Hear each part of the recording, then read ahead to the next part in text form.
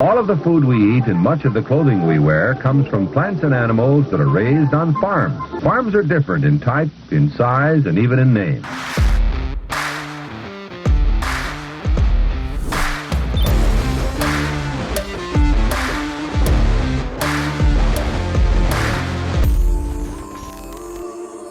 Welcome to Barn Talk. What happens at the barn stays in the barn, but not today. We're going to let it all out for you guys. Today is going to be a deep episode. I'm not going to go into everything that I say in the intro today. I think we're just going to get right into a market update and then right into what we want to talk about. Somber day today. Yesterday, the time that we're recording this podcast, yesterday, Charlie Kirk was assassinated.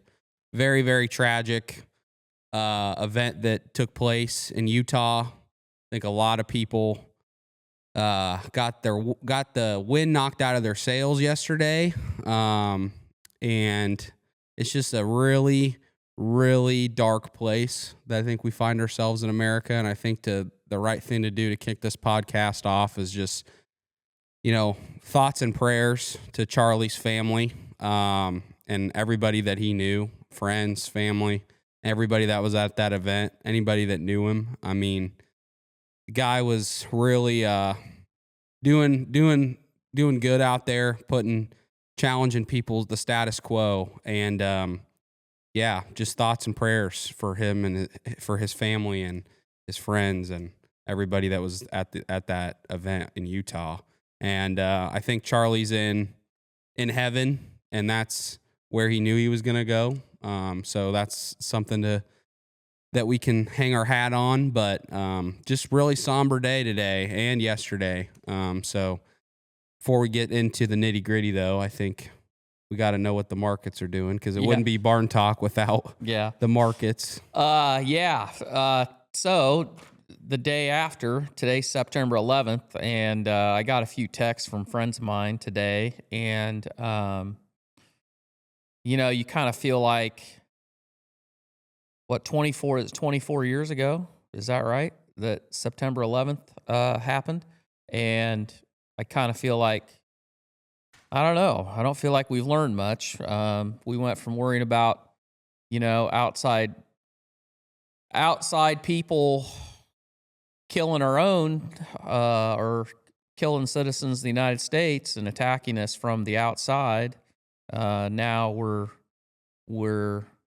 killing our own, which I don't think is, I don't know if we've learned anything or not. But anyway, before we get into all that, market update, hot off the press from Katz Grains in Washington, Iowa, and not much going on, as you can imagine. Grain markets are open, but not much happening. September corn, 417. March corn, 435. Locally, the basis locally is not very good. 367 at the local feeders, 390 in Cedar Rapids. And a friend of the show, his name is Andy Mertens, and he lives out in Western New York. He sent me the link to the Western New York Energy ethanol plant. And they have a positive 45-cent basis. So their September corn mid is 463. I don't know what the trucking is from Southeast Iowa, but it probably doesn't pencil. But that's a hell of a bid. Beans for September, 1025. December beans, 1045. 1073 in Cedar Rapids and 973 in Cedar Rapids and 1013 in Quincy, Illinois. Bean meal for September, $286 a ton. Wheat for September, $498. October hogs, $96.80. October cattle, $231.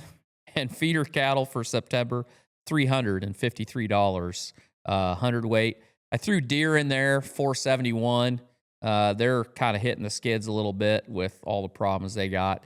Crude oil, $62.84, and OPEC voted they're going to keep pumping. They're going to pump more oil, and that's probably something for another episode, because I'm pretty sure The fracking world, I think when oil gets below $60, that's when the pain really starts. Those guys have a hard time making $1 if oil's below $60, and OPEC is going to do everything they can to drive it down because they'd like to put a bunch of that.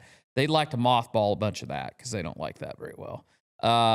Google, $173, Bitcoin, 114,000, Tesla, $347, Gold is $3,670. Silver's $37. So all you guys sitting out there on a bunch of your grandpa's gold, silver dollars, I don't know. Might be the time to part with them, or maybe you're saving them for the long term. 30-year Treasury, 4.67. The 10-year is at 4.0. I would imagine the Fed is probably going to cut rates, given consumer sentiment and the revision in the jobs. They revised the jobs. There's about almost 1 million jobs that they overcounted under the Biden administration, and not doing that great otherwise. Anyway, all of that courtesy of our good friends at Conterra Ag. We're going into fall, and things don't look very rosy, and, you know, it might be a time to be thinking ahead, and if you want to change something in your operation, you want to get your finances where they need to be, probably better start now instead of starting later. So if you want to talk to somebody that knows a little bit about the finance world of ag, give our friends at Conterra Ag a call, conterraag.com. And that is the market update. That was a good one. I tell you what, yesterday afternoon, I didn't do a damn thing, really, to speak of. That news really kind of hit me, and I'm not I know Charlie Kirk. I've seen a lot of his stuff. I don't follow him that close. But as I told Sawyer, to me, the thing that is most tragic about that, besides, the obvious of him leaving a wife and 2 young children that are going to grow up without a dad and that whole dynamic, but for your generation, Sawyer's generation, and the young people coming up behind you, I mean, let's just get down to it. I mean, that's the reason. That is the reason why I think when it all comes out, if it comes out, and I pray that it does, that somebody wanted to kill him. Because there are a lot of people that you can be, pissed off about. A lot of politicians, a lot of, influencer people that are moving money and spending it on propping up politicians and helping to try to change the election results and all that. There's all kinds of people out there that, depending on what side of the equation you're on, people are probably pissed off about. But there are very few people out there that actually move the needle. And Charlie Kirk was one of those people. And the reason is because he kind of single-handedly has taught your generation and these young people in college to think for themselves. And I think that's what scares people more than anything else. You can say whatever you want about his opinion on abortion, his opinion on the nuclear family, his opinion on whatever, and you can say that he, I heard people saying that he hates speech. I have never heard that man say anything that in my mind you could misconstrue as hate speech, just because he doesn't like abortion, he doesn't like single parent families, and he'll give you all the reason and all the statistics and all that stuff. But I think the biggest thing that people that don't agree with him, what they feared was he really taught people to think about why things were the way they were, and to realize that the establishment in this country has been telling you a line of bullshit for 50 years or longer, And all they want to do is create people out there that are mad, that are convinced they're victims. And they don't ever want them to think hard enough about, well, why am I a victim? And why are things this way?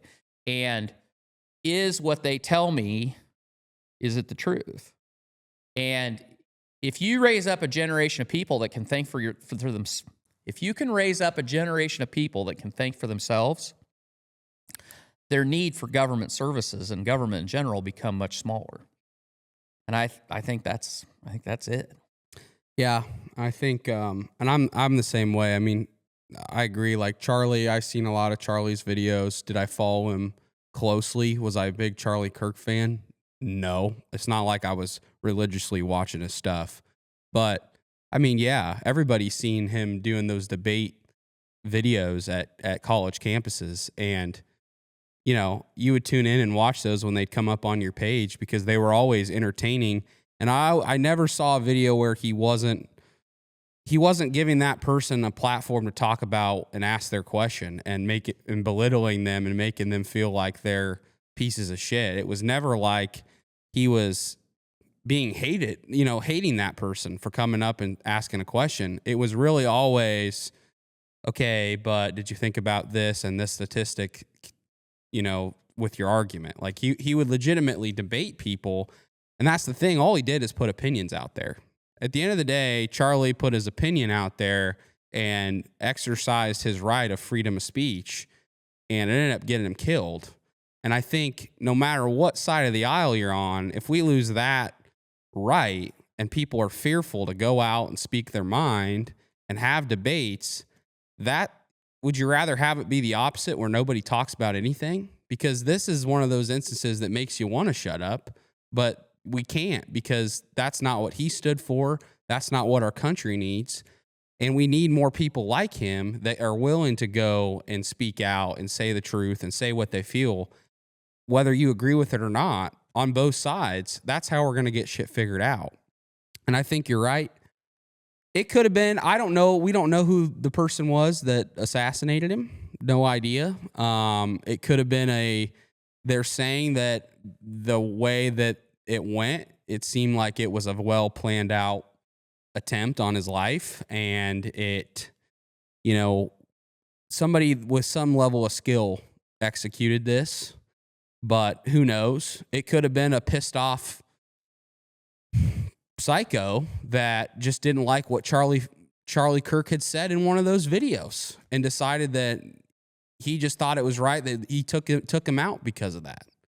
And that's the difference. That's the difference of, yeah, I think the establishment didn't like Charlie Kirk at all, and they maybe could have been behind it. Who knows? But it very well could have just been a psychopath on the left that didn't like what Charlie Kirk said and just thought that was, they just justified in their mind that he needs to be taken out. And that's the poison that we got to get out of people's heads. I mean, political violence is not the answer. And I just cannot believe the reaction that we're seeing from people. I mean, there are a lot of people that don't agree with what happened. Majority, I think, of people with sanity do not agree with what happened. And it's a sad moment. It's tragic. And they put politics aside.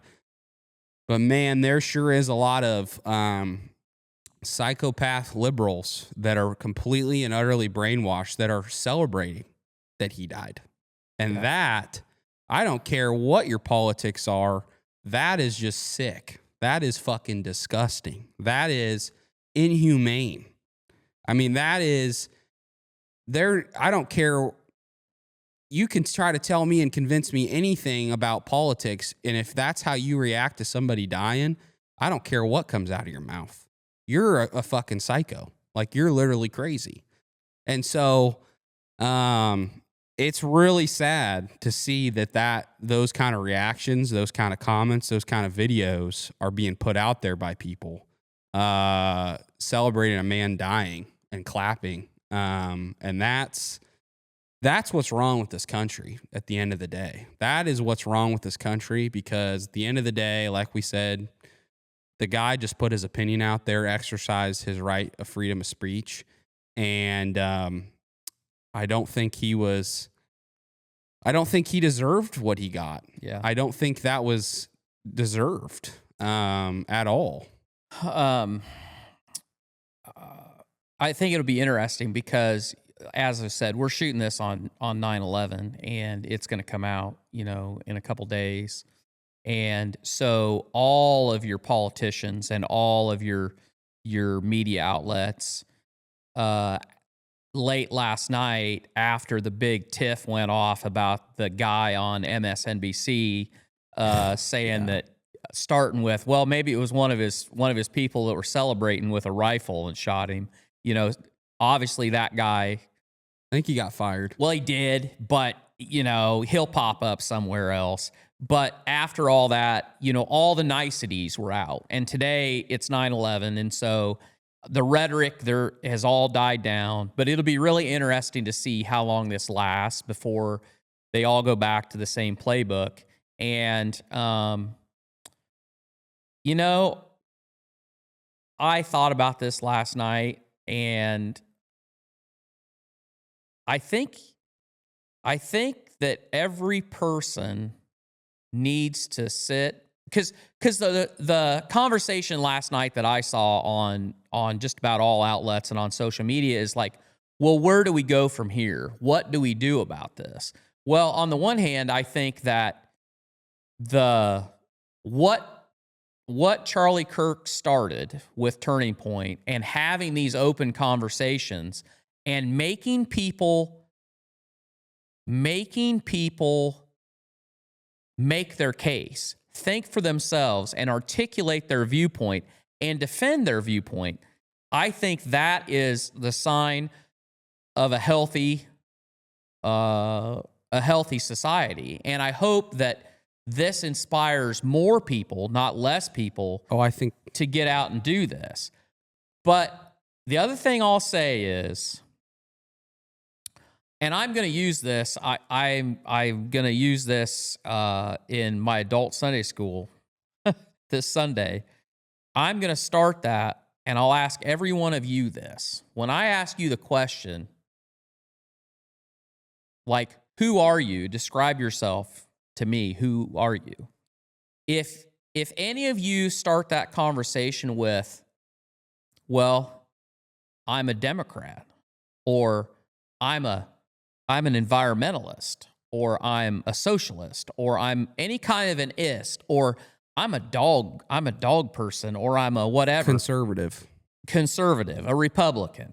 If you start that conversation with any of those things, that's your identity, you're part of the problem. Because the truth is that, and Charlie Kirk lived this out, I totally believe that 100%, because he would start that conversation with, I'm a Christian, I'm a child of God, and that was the first thing out of his mouth. And then he was a husband and a father. And on down the line, he was whatever. He was a pundit. He was an American. Whatever. If you are so wrapped up in an identity that doesn't serve any purpose and only serves yourself or some made-up cause, because let's face it, all of this stuff is dust. Whatever political view you hold eventually doesn't matter, because you're not going to be here to defend that point of view. And if you are an environmentalist, no matter what you do, the earth that is spinning that you're on is going to end at some point. The good Lord is coming back, or the sun's going supernova, or something, or an asteroid's going to hit it. There is nothing permanent about the life that we have. So your recycling your plastic bottles is not going to save anybody from anything. And your whatever cause you have, all you're doing is occupying your time. And if you don't realize how insignificant all of those other things are, then you're not doing it right. You're just not doing it right.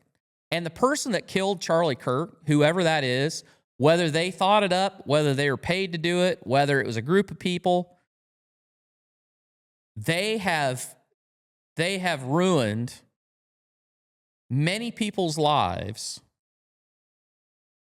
And if Charlie was here, he would tell you that, and in the end, none of it matters. None of that matters. Your ism or your identity, your thing that you are defending or promoting was all for naught, because it doesn't change.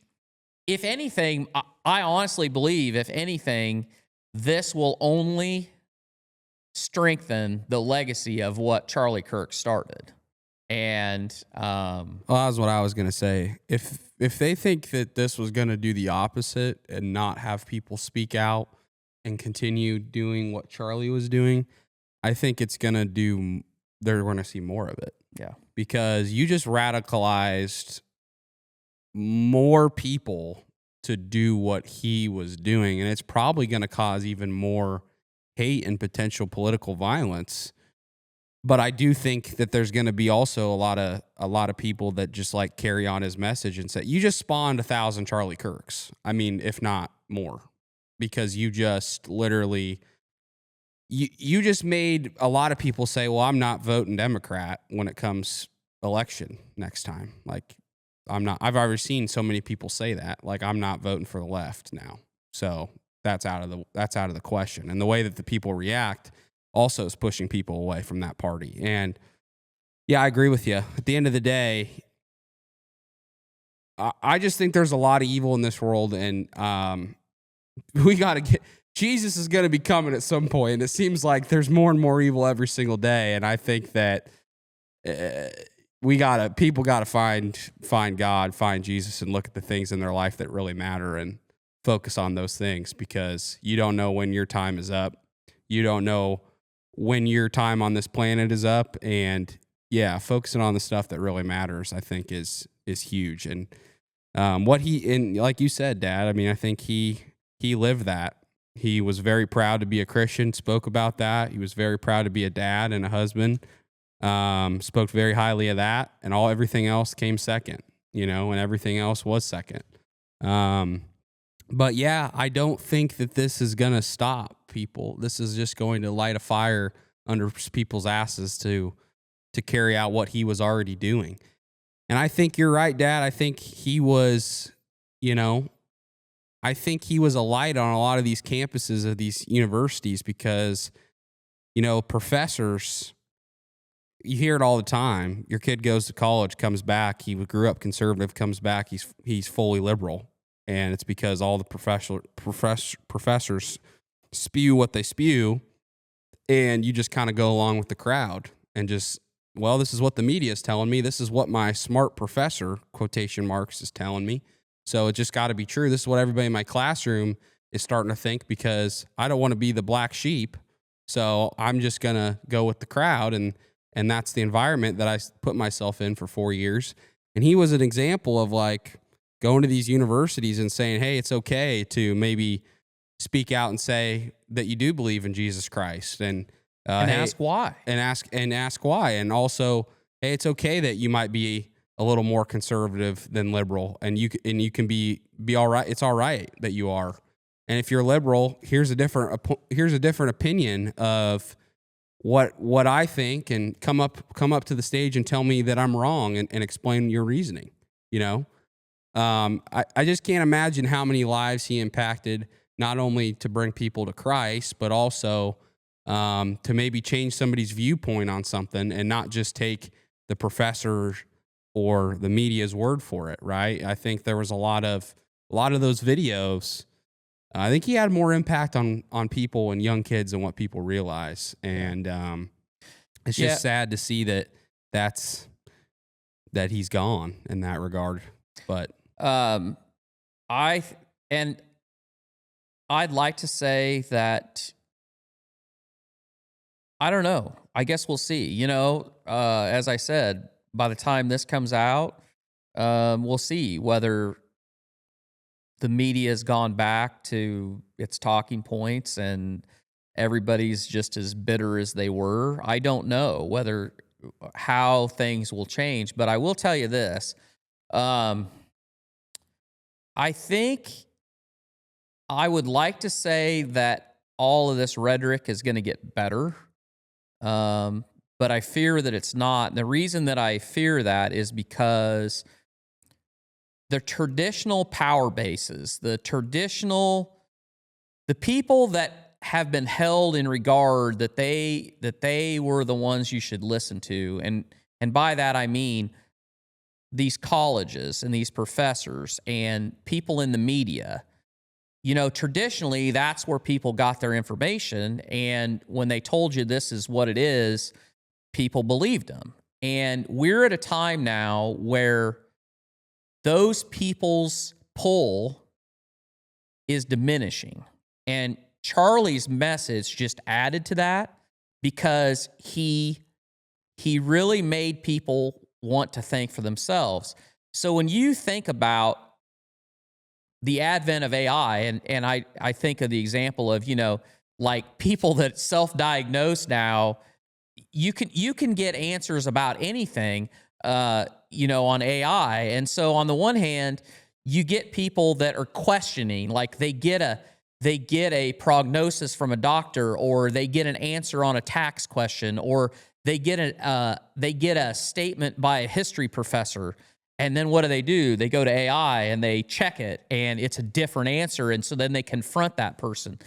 Whoever that is, whoever that traditional person of power has been and authority, they're being questioned, and they don't like being questioned. And that's where you get this sense of fear that is gripping the left, I think, I feel like conservative people, and I feel like entrepreneurs, and I feel people that are optimistic about the future, they see where things are going, and they're excited for it. And Charlie was excited. Charlie was, if you look at one of his last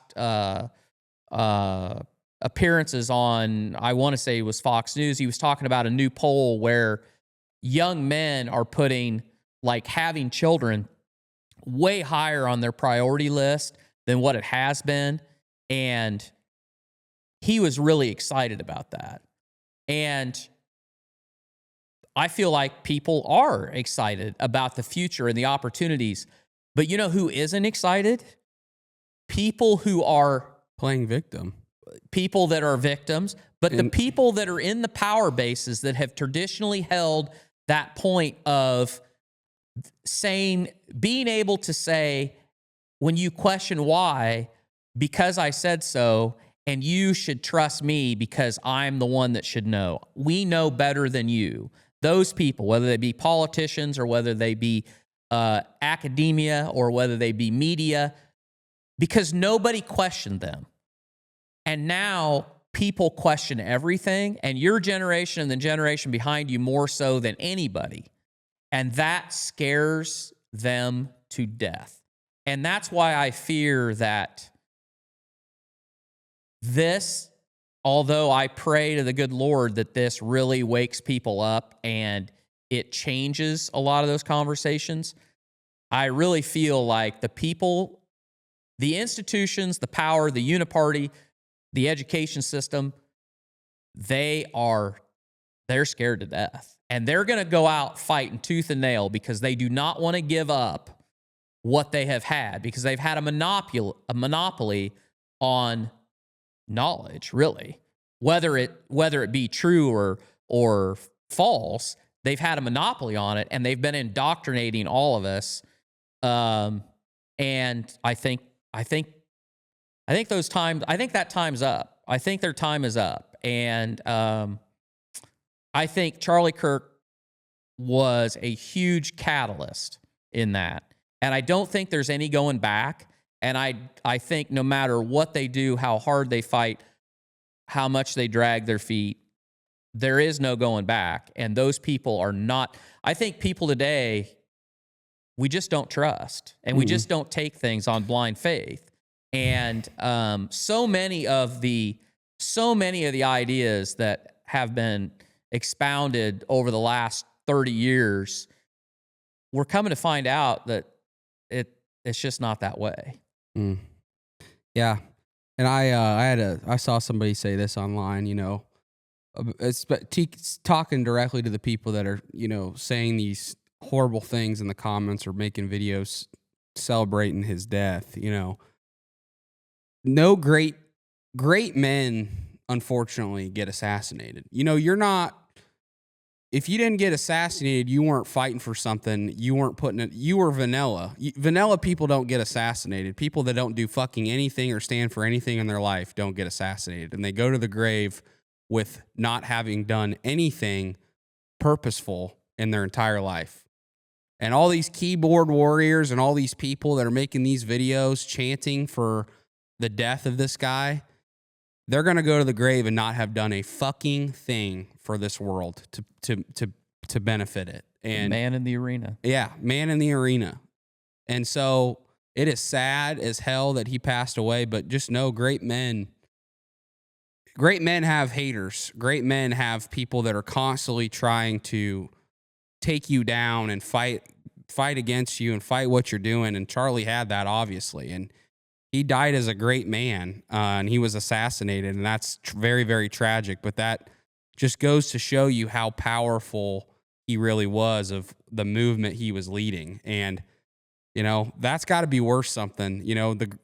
And it's just funny. The left they're always talking about how, this is something that I don't want to go back on right or left, but they talk about how they're the party of inclusiveness and everybody's one and everybody's welcome. Everybody's welcome and da da da da. But the political violence that we're seeing mostly happens on the left. It really does. And I don't know if the person that shot Charlie Kirk, we don't know yet if he was left wing, right wing, if he was, identified as this or identified as that, or he was this religion or this religion. We have no idea. But people are fearful that this was a left-wing attack on a right-wing person. And we've seen that countless times. We've seen it with Trump's assassination attempt. It's just sick. It's just sick. And we're tired. People are tired of it. People are tired of it. The fact that people's feelings get so hurt that they have to go to, let's go towards violence. Is sick. What I'll sick. To what you said, though, I may be proven wrong, but I honestly believe, and we may not ever know, but Charlie Kirk's assassination didn't happen over anger. It happened because of fear. Because whatever group is behind it, or whatever person, or whatever it was, it is the fear of of the movement that he started. It wasn't because he pissed people off. I don't believe that at all. Yeah, granted, I'm sure they were very pissed off. But it is the fear of the movement and the millions of people that he has touched, and those people not sharing, not being soft-headed enough to being worked over. It is the fear of that, I believe, that ultimately got him killed. And to your point, that's the difference. Great men, great people that end up having something like this happen to them, it isn't usually because of anger. It is because of fear of what the ideas that they represent and the movements that they begin, that is what gets people like that assassinated. Because people can deal with anger, but when you see a movement that is going to upend the status quo, that was fear. I believe. Yeah. Yeah, it's an evil world we live in, unfortunately. Yeah, and I think this is people are talking about this. If you do not believe in the power of evil in the world versus, it is a spiritual war that is being waged. And I'm sure that people felt this way in the 60s. If you were here when Kennedy was shot and then his brother was shot and JFK was shot, or Martin Luther King. Yep. You had to feel very similar to the way a lot of people feel today. Like that the establishment was just so terrified of what they represented. I mean, I don't know. I wasn't alive then, but yeah, that's kind of how I feel today. Yeah, it's just heating up. It's just heating up, and it needs to cool down. And I don't know how it cools down. And we're in a different place because social media and media is just everywhere, and everybody's opinion and talking points just constantly being put out there. And now with AI, you don't know what's real, you don't know what's fake, and it's just like, will it ever cool down because we're more connected than ever before with opinions and people's hate speech or not hate speech and seeing everything all the time? Like, it's just constantly adding fuel to the fire all the time because everybody gets to see and hear and look at everything that's being put out there on both sides of the aisle. And I don't know if that's necessarily a good thing. I don't know if that's going to help cool things down at all, and it needs to, because I just don't think this isn't the way we need to move. This isn't what built this country. You're supposed to be able to talk to your fellow citizens and exercise freedom of speech. That's what we have to be able to do, and we have to be able to keep that without feeling like we're going to get shot. And the scary part is, I think there's a lot of the talking heads in media and politics, not even politics, I think like when we're talking about how Charlie was one of these people that thought for himself and was pushing his own movement in his own way. I think about Dana White, how Dana White is the president of and I think he's the CEO. He might not be the CEO, but started the UFC, and that guy is unapologetically himself, and he'll say whatever the fuck he thinks. And it usually goes against the status quo of what the media is telling everybody to think. And I love that guy, but there's sure a hell of a lot of people that hate him. Yep. Dave Portnoy, another one of those people. He's kind of a polarizing figure that Barstool Sports. That guy will say whatever the hell he thinks. And I respect that. And I hope that continues. Joe Rogan, Sean Ryan, those Stephen Smith. Yeah. Tucker Carlson. I mean, we have to keep those people. We have to keep those people. They have to be able to say what they want to say. We have to protect that. We have to protect what those people embody, not just their ideas, but just how they go about putting what they're putting out. That has to continue. Even what we're doing on this show today. I mean, we've always thought maybe about doing some stuff in person, events, but it's like when this shit like this happens, it's like, man, it takes one bad egg. It takes one bad person to not like you that can totally screw everything. And I'd be okay because there aren't really any podiums out there that I'm tall enough to look over the top. There you go. You'd be the one to be worried. You better keep moving when you're talking. That's right. That's a good point. That's a good point. Yeah, but it's just, man, it's just a really somber moment in American history. And I don't know what else I don't know what else there's else to say. I don't think there is. I think, we kind of debated about whether to do this episode, because by the time this comes out, if you look at all the there'll be 100 podcasts out talking about this, and we're not going to tell you anything you don't already know. And this is, what my honest to God feeling was. This makes me want to go off grid. This makes me want to buy a compound with my family and friends and not talk to people, not go out there. Don't go to a big city. Don't go to a big crowd. Don't go do any of that shit, because that's what they want. That world's fucking crazy. And exactly. That's the opposite point of it is that's not what we can't do that. That's the reason that he's dead today. Yeah. Because that's what they want. They want you to shut up and just take it and not disagree with what's going on in the country and in the world.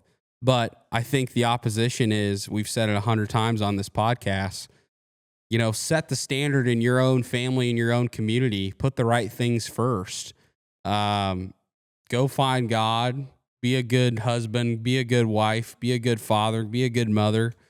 Do good in your community. Be a leader of what it means to be an American, and exercise your freedom of speech and say what you think is right, and talk about it with other Americans, and get your message out there. And if somebody disagree with you, that's part of the process, and that's okay. That's what makes this country great. The fact that we can even say what we think. There's a lot of countries where people can't even say what they actually think, or else they'll get thrown in the street and shot. Yeah. Or hung.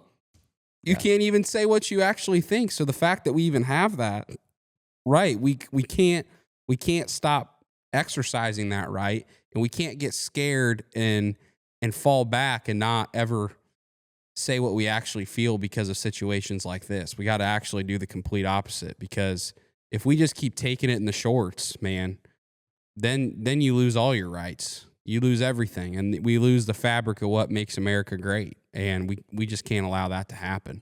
So, and everything that you said, and the one thing I'll piggyback on that is, be a good husband, be a good wife, be a good father. But you know what? Work on yourself, because if you aren't the best version of yourself, you really can't help anybody else. And so I think all of us as Americans, if we took a step back and we spent more time worrying about what's on the inside of us and a little less time pointing out the sticks in other people's eyes, as a society, we'd be a whole lot better. And taking extreme ownership is very, very important. I think we're lacking that major. Yeah, because it's like we said. Young people today are getting told to wear that as a badge of honor that you're a victim. Yeah. Don't internalize any of it. Don't take any extreme ownership of your life. Yeah. And make that your identity. Make that your identity. Because that's weakness. I mean, at the end of the day, that's weakness. You are creating a movement of weakness, of people that poor me, poor me, poor me. I'm going to go to the streets and fight this and fight that because this happened to me, or this happened to my family before me, or yada, yada, yada.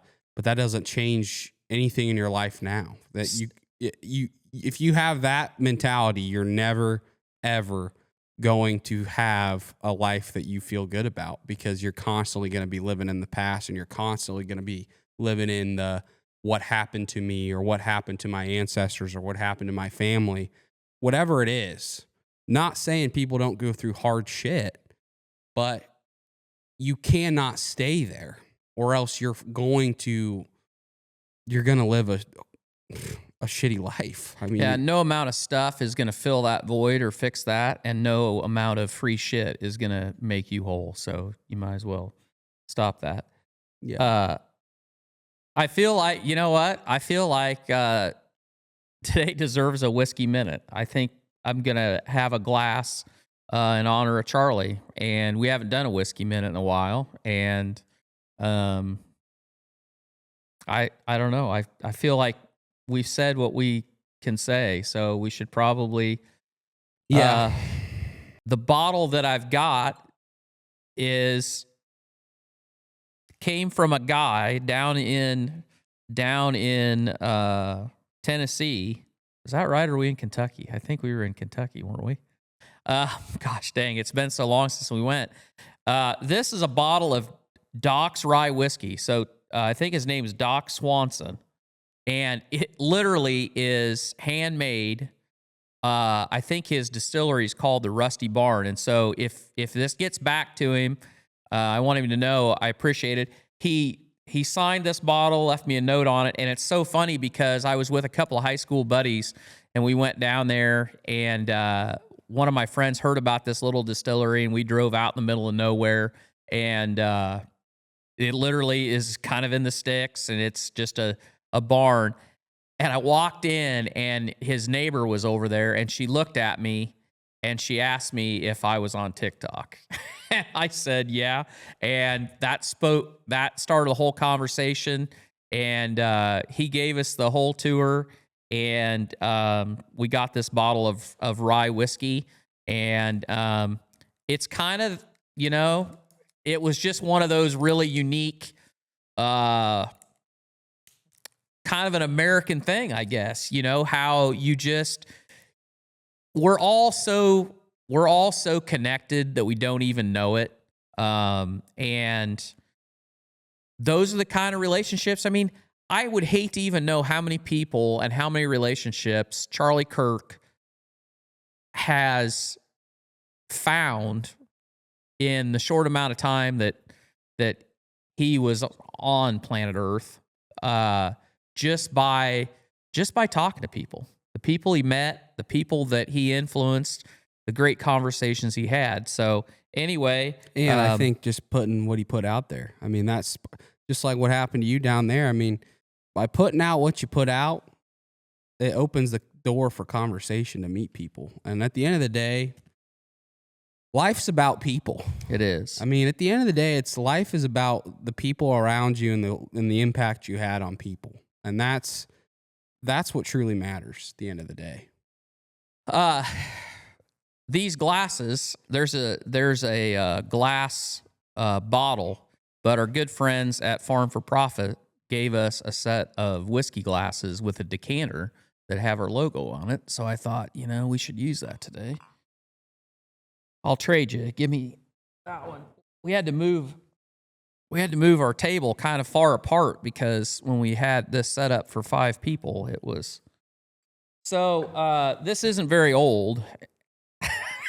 It is 10 a.m., isn't it? Yeah, it is like 10 a.m.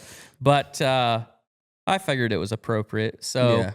He wasn't a drinker either. He wasn't a drinker. He wasn't. No. But we are here a little bit. A little bit. So we figured we might as well honor him, and so it smells a little strong. It is. Let's see. It is. Boy, I should have. Here, hang on. I'll give you the whole 9 yards. I got my cheater glasses on. Look at that. I look. You are really looking old now. So, aged in oak barrels over one year, and it's 95.3 proof. So it's not that high. This is from batch 4. Yeah. So, yeah, that's right. We actually crossed into Indiana. So we were in Kentucky, and is that right? Gosh dang it, I can't remember if we went to Kentucky or Tennessee now. I can't remember where we went. Anyway, we crossed into the very tip of Indiana, and this guy's place is in Mount Vernon, Indiana, if any of you know where that's at. Doc Swanson's his name. So anyway, that's what you can expect. You're going to give it a whirl. Yeah. Cheers to Charlie. Cheers to Charlie. You're in a better place, and prayers to your wife and your kids, and I think everybody should appreciate what you've done for us. Yep. So God bless America. Yep. Cheers.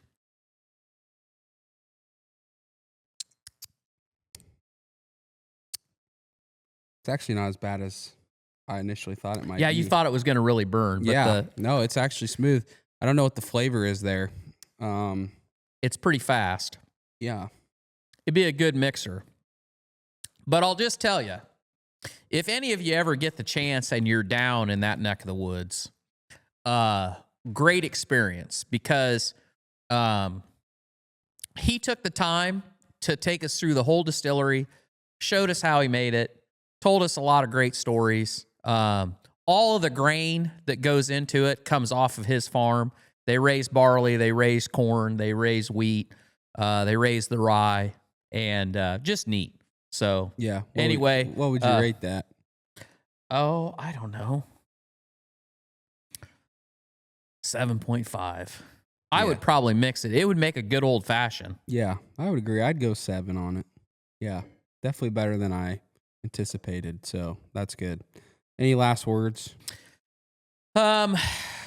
Just, I mean, it's like everything. I honestly did not think that I did not think that this would affect me the way that it has.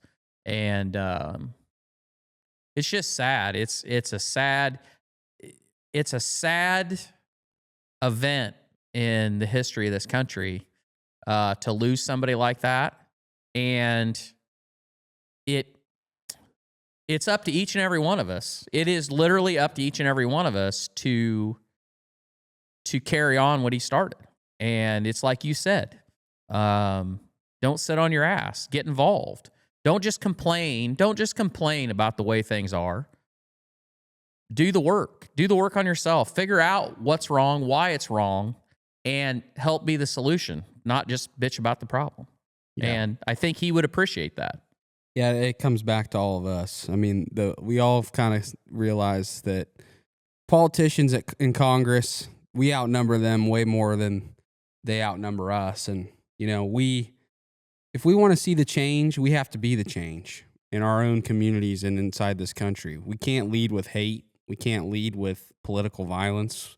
That's going to get us nowhere, and that's going to make us lose the fabric of what it means to be an American and what it means to live in this country. And so we just have to continually, I think, challenge the status quo of no matter where you're getting the information. I mean, we've said it on this podcast 100 times. We don't have the fucking answers. We're two poor dirt farmers here in Iowa that have opinions on farming and life, and we're figuring things out every single day. We go through trials and tribulations. Our lives aren't perfect. We're not perfect, but we're trying to seek out answers and learn for ourselves and try to set the standard for what it means to be an American. And I think that's the challenge for everybody out there. And it starts with us, and it's all about relationships. It's all about people. Nobody's going to you're not going to go to your deathbed or your grave, and nobody's going to give a shit about the stuff that you accumulated or the thing that you built. But if you build something that had an impact on people, that's what's going to, the movement of what you built, or the movement that you stood behind, or the character that you had, or how you impacted people, that is what people are going to talk about when you die someday. Not that you were a victim, not because of this happened to you or this happened to you. What people are going to remember Charlie for is what he stood for. The impact he had on people. That's what's going to be remembered. And so we all have to take inventory and think about what we're doing to help people and to have an impact on people in a positive way. And it's like you said. I think the sad part about it is just what it means. I think what's the saddest part about it is that just we're here. Yeah. I think what makes the saddest thing is it's so tragic. How it happened was so tragic, and who it happened to was tragic. But just the fact that this is where we're at, that's the saddest part, because it makes you feel like we've lost our way a little bit. Mm-hmm. That's the saddest part, And unlike 9/11, I would maybe hope that this would bring people together, but honestly, I think it's going to do the opposite. Which is sad. I guess 9/11, if you have an opposition that both sides can agree upon as the enemy, then that brings people together. But when you have something like this that might be one-sided, one side's responsible for the tragic event, that's where, I don't know. I don't know where we go from here. I just hope that we can get it back on course. And know that this is not the way. Yeah, it's up to every one of us. I mean, the outcome that we all want depends on each and every one of us. And you can't worry about how someone else reacts. It's how you react yourself. And so you be the best version of you, and fight for your country. Fight to bring us back to where we were, what it means to be an American. Get our country back. It starts with all of us. So that's going to wrap it up, guys. I know it was a short one. I know it was a quick one, but we just felt like this was kind of a impromptu podcast that we wanted to do today because we think it's important. And we appreciate the hell out of all you guys. We love you. Keep fighting the fight. God bless America. God bless Charlie Kirk. And we'll see you back here next week for another episode.